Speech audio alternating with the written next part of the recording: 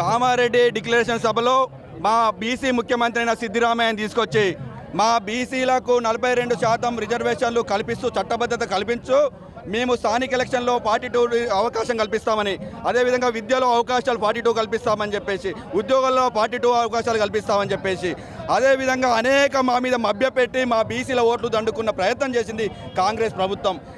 కాంగ్రెస్ ప్రభుత్వం అధికారంకి వచ్చిన తర్వాత తీరా 6 నెలలలో స్థానిక ఎలక్షన్లు కల్పిస్తామని చెప్పేసి బీసీలకు 42% రిజర్వేషన్ కల్పిస్తామని చెప్తే 18 నెలలు దాటిన తర్వాత కూడా మా బీసీలను అణగదొక్కే ప్రయత్నం చేస్తూ ఉన్నది.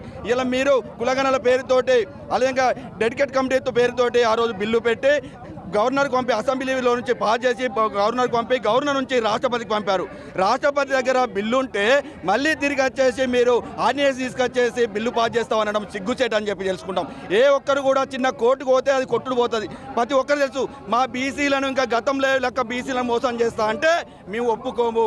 ఎక్కడికక్కడ మేము కాలు రాస్తాం, మా బీసీలను తిరుగుబాటు చేస్తాం. మా బీసీలందరూ ఒక వేదిక మీదకి వచ్చే సమయం ఆసన్నమైంది కనుక రేవంత్ రెడ్డి మా బీసీలను ఇంకొకసారి మీరు అడుగదొక్కే ప్రయత్నం చేయొద్దని చెప్తా ఉన్నాం.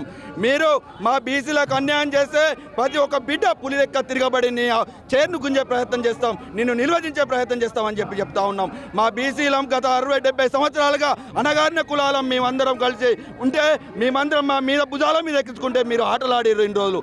ఇప్పుడు మా అవకాశం వచ్చింది, మా బీసీల మీద మీరు రాజకీయం చేస్తా అంటే ఖబర్దార్, నీ యొక్క దురహంకారాన్ని తిండగడతామని చెప్పేసి మేము ఆలోచిస్తున్నాం. కనుక రేవంత్ రెడ్డి ఖబర్దార్, మాకు చట్టబద్ధత కల్పించి 42 రిజర్వేషన్ అవకాశం ఇస్తే తప్ప నువ్వు ఎలక్షన్లకు పోవద్దు.